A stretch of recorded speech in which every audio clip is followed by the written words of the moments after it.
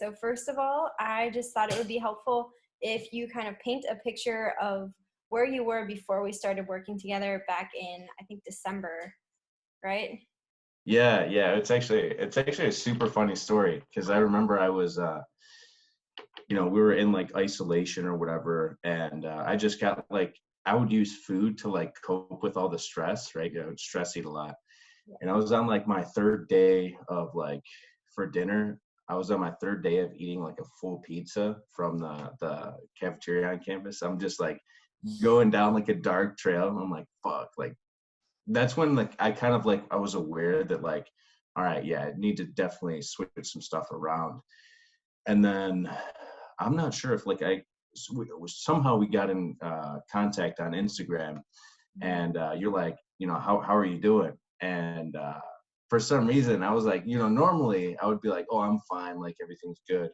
But at that time, I'm like, I'm not really doing too good. Like I just had my third pizza in a row, and then I think I stepped on the scale before that, and I was like 305 pounds, and I never would have thought that I would be 300 pounds like in my life.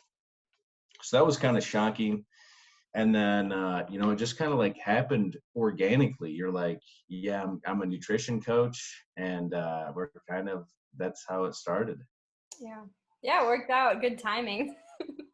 Absolutely, yeah. Holy smokes. Yeah, I'm glad you didn't say you're just fine. Yeah, exactly. Yeah. Okay, so you'd say like stress eating and just kind of having like a bad relationship with food is why you started, right? Yeah, definitely. Yeah, I think it all started. I think it was like I've always struggled with weight like throughout my entire life. Like in third grade, I think I was like 180 pounds, and Mhm. I had to lose 50 pounds just to play football because there was a weight limit of 130. And yeah, that was pretty intense in third grade. And like drinking Slim Fast for breakfast or for lunch. Like I was sent to school like not to get the lunch that the school serves. That was pretty insane. But that's kind of like realizing all of those mishaps, and realizing where the struggle stems from, realizing that, okay, yeah, this is kind of a struggle of mine. This is a so-called problem, my relationship with food. But yeah. Yeah. So, how do you feel you've made progress like on your goals of having a better relationship with food and like less stress eating and losing weight? Yeah, I think really just being aware of what I put in my body, I think that's super key. Yeah. Because I think the number one thing with me was like, all right, if I have a bag of chips, like I just went grocery shopping earlier today, and if like I had a bag of chips, like rewind the clock like 6 months ago or before we started working together, it would be gone in like 2 days, right? I just like I'd eat based on like, okay, how hungry am I? And I just go for like the high taste foods like salt and vinegar chips, pizza, all that stuff. But now kind of switching it around to like realizing what is in the food, and then, kind of, being educated by you of like, okay, what macros are, right? Fat, protein, carbs, and kind of looking at the appropriate dosage or whatever percents or Yeah. grams. I think that's super key. I actually think that yeah, that's a good way to put it, because food is like medicine, so it is kind of a prescription in a sense. Yeah. I like that. But yeah, and because I don't know, I guess growing up, I always thought like fat was bad, carbs were bad. So I would like only try to eat protein, and then my body would be like, yeah, we need fat and carbs to like live. And then that's when I would like binge on like pizza or like those just terrible forms of carbs and fats, Mhm. that my body, was craving. But yeah, really just being aware. And I'm an economics major. Hopefully, by the time this airs, I'm probably going to be accepting an offer. I'm going to make a prediction on here. I predict that I'm going to receive an offer. I'm going to look like such an ass if this isn't true. I predict that I'm going to get an offer from West Virginia University for a PhD in economics. So this is Valentine's Day. Hopefully I'll know within the next couple weeks, but that's my prediction. But anyway, yeah, having an economics background, there's a lot of sort of um, misunderstanding. Or a lot of people just think that economics is sort of just about money Mhm. and business and that type of stuff. And it is true to a certain extent, but the way I like to view economics is it's the study of choice given unlimited wants but limited resources. So if we apply, and you can apply that to anywhere, the reason why it's sort of misinterpreted as money is because money is the resource that is the most scarce, so to speak, within households, right?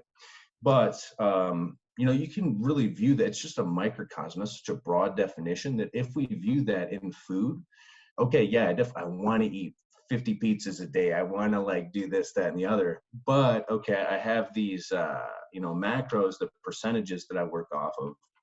Okay, what choices can I make that A, keep me full, and B, don't like make me um exactly, right, don't make me sick, all that good stuff. So it's kind of like applying what I've learned in college so far into here. And I also like I've found that I'm really like um active on my phone, but I'm not doing anything, right? I'm like looking through old pictures, and it's cool because this kind of logging my food on my fitness pal has kind of allowed me to use some of that time. I'm just literally mindlessly scrolling whatever on Instagram, blah blah blah, to like log food stuff that's like super important. But Yeah, that's awesome. I just want to point out that before we started working together, you said that you're very inconsistent and you did a lot of stress eating. And now you're basically like the meal prep champion. yeah, Yeah. it's crazy because I cooked up I got like, remember we were talking, I got like the meal prep containers, the glass ones, Yep. and I cooked up all 30, no, because I left 2 at home, all like 28 meals, and I still have like my whole freezer's full of them.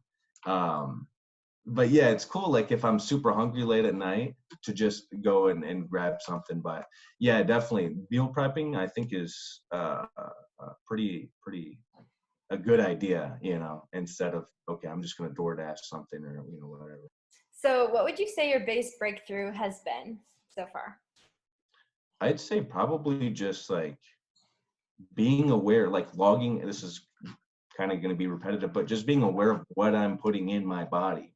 Because I think that's where a lot of us sort of, uh, have a shortcoming is like, okay, if we know what we're putting in our body, we're like, okay, yeah, these French fries have like 18 grams of fat. I don't want to put that in my body, right? That's a lot of fat. But once you're aware of it, you're able to make more educated decisions, right? And I think really overall, as fundamental as logging your food is, I think that is one of my breakthroughs. If you could go back in time and speak with yourself 90 days ago, knowing everything that you know now, what would you tell yourself? I'd be like, Ryan, look, you're gonna eat every single day. Just being aware of what you eat is gonna influence how you make decisions. And I think really just kind of like letting yourself go off the wagon. That's probably what I would tell myself. Like, don't be too strict, because it was too often in my life where and I think it all started, yeah, in like the 3rd grade, where I had to lose 50 pounds. It was kind of like a yo-yo. Like it would be seasonal in the sense that, okay, I would train really hard right before the season so I could play, and then after the season, which was usually like 4 months, I would just sort of cut loose and really eat any and everything that I wanted. And then same thing that following season throughout when I played community league. It kind of stopped when I came to high school, because they're like, the bigger the better. But Yeah. yeah, I think that if you just sort of allow yourself to make small progress over time, in the long run, you're going to be so much better off in terms of mindset, as opposed to just meeting a goal blindly. Losing a lot of weight very quickly shows you're motivated. Losing a lot of weight slowly and maintaining it for years shows that you've learned patience and habits that are more powerful than motivation. You kind of have to experience it firsthand before you can sort of understand really what that means. Um, but I think really, how do you go long term doing something? Well, it has to be something that really matters to you. And I think that, developing a positive relationship with food is something that, matters to me. So that's kind of what I would tell, past Ryan 90 days ago, is that, your relationship with food, is going to get better. Um, but yeah, I think the first step, yeah, is definitely, tracking macros, right? And then that's kind of a given, right? And then you're able to make those good decisions. You've lost officially 20 pounds. Yeah, it's Cool. crazy. I think right now, what is it actually? I gained a couple overnight. So I'm 288. So it is 616 officially today.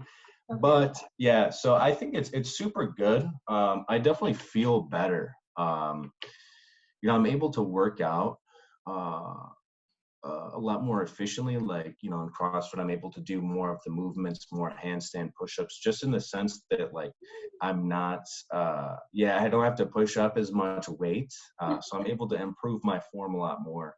Mhm. And I just, my energy levels, like, I remember, it might be the L-arginine or, the stuff that I'm experimenting with, but like 2 weeks ago, I just felt like, I went to the gym and I just felt amazing.